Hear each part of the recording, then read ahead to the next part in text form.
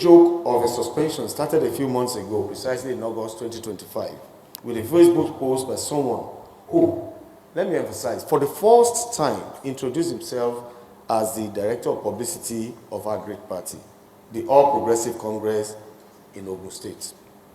What a creative way to announce or launch an appointment which hitherto was unknown to several members of the party in the state as at that time.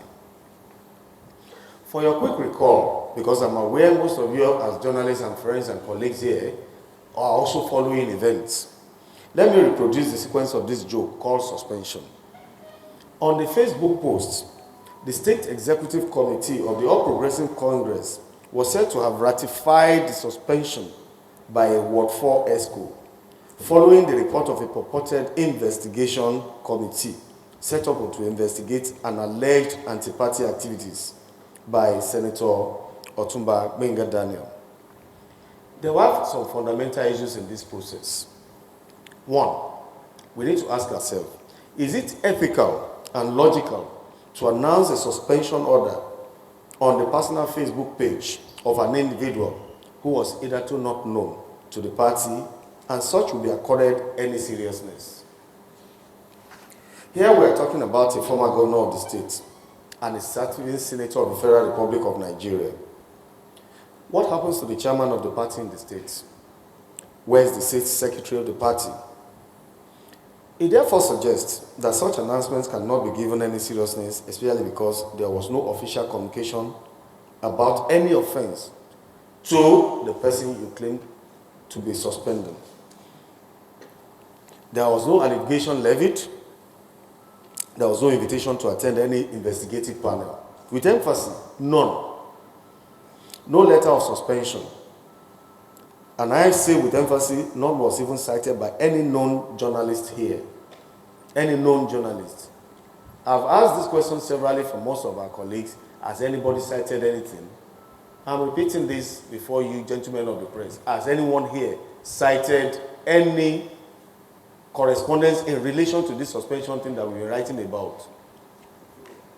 No. Thank you.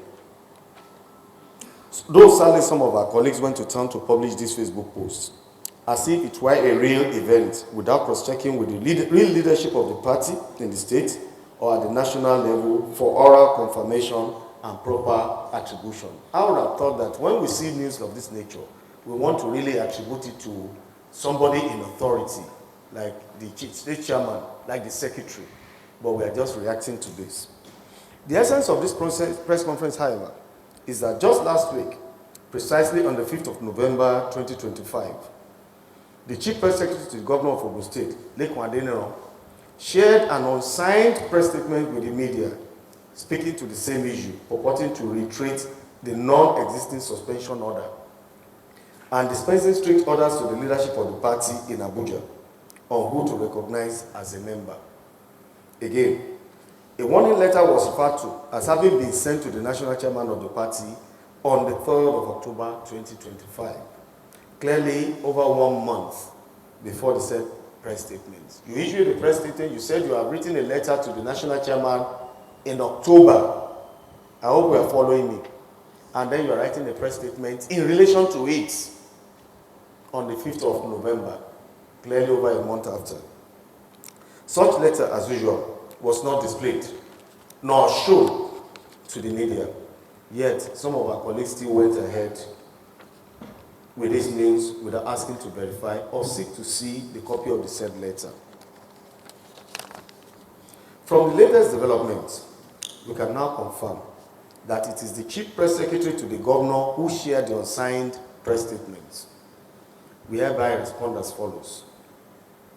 Is it appropriate in a well-structured political party like ours, where we have a state chairman, secretary, and other elected officials for the Chief Press Secretary of the state government, and an appointee, most especially the spokesperson of the governor, who himself is an interested party, or someone who has a vested interest to speak for and on behalf of the All Progressive Congress in Ogun State. In their claims, Otumba Daniel was allegedly investigated and suspended by the ESCOs of Ward 4 in Shagamu. when he's not even registered as a member. I've shown you videos of his registration. For the records, Otumba Daniel is a registered member of the APC in Isote, Ward 12 in Shagamu local government, and not Ward 4. So, how can he be suspended in the ward where he's not even registered as a member? We are speaking to what you have all heard, that somebody worked against them. But we are talking of somebody with all state machineries. You have commissioners, you have special advisors, special assistants, senior special assistants. You have thousands of people in appointments on the boards. Yet, it is Otumba Daniel that must serve as the crime baby, the whipping child, that was responsible for electoral fortunes and misfortunes. Please, we are now calling the party leadership to investigate, emphasis, how and why the president, Asiwaju Bola Ahmed Tinubu, could have lost in the polling unit where the governor voted and the political ward of the governor during the 2023 presidential elections.